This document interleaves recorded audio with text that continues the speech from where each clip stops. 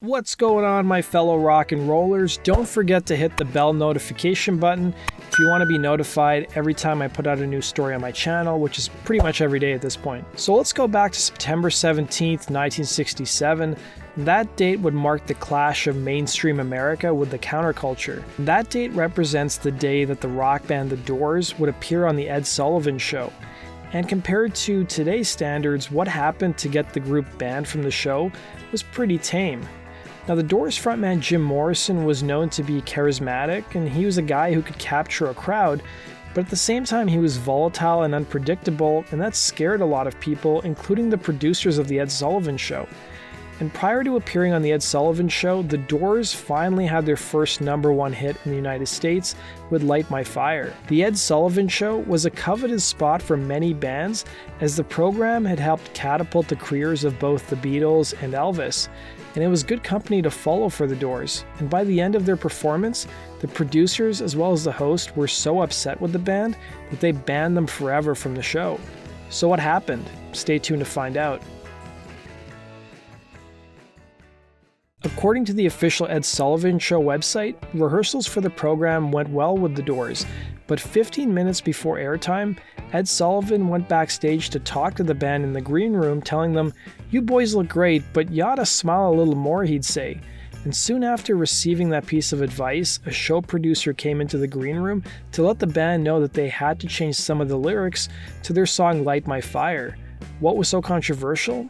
Well, the song has the line, "Girl, we couldn't get much higher" in it, and the producer was worried about singing the word higher, which could be interpreted to be a reference to drugs, and the producer instead wanted the line changed to "Girl, we couldn't get much better." Keep in mind, when Elvis appeared on the Ed Sullivan Show, they couldn't show his pelvis, while the Rolling Stones could not sing the lyrics, "Let's spend the night together," instead changing it to "Let's spend some time together." The Doors were the last act of the night, and also appearing on the same episode was comedian Rodney Dangerfield.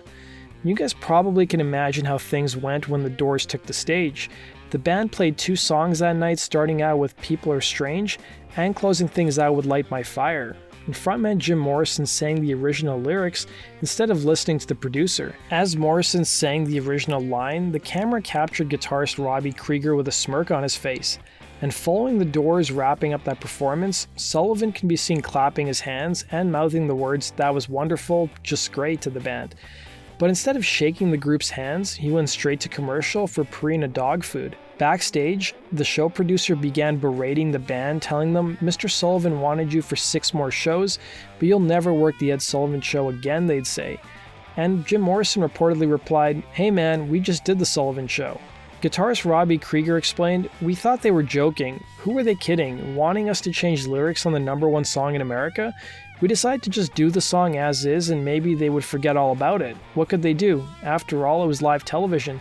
So yeah, we never played the Ed Sullivan Show again, but we didn't care." While the band wouldn't appear on the Ed Sullivan Show again, they would make appearances on other TV shows and go on to have a huge career with albums including LA Woman and Strange Days.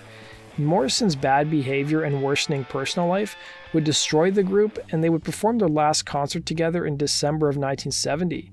Morrison would die the following year in July of 1971 at the young age of 27 after being found in his bathtub. His cause of death has been the subject of many conspiracy theories since no autopsy was done on the singer.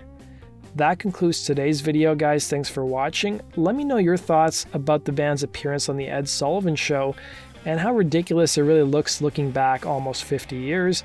Let me know your thoughts in the comments section. As always, if you have suggestions for future topics, let me know those as well. Take care.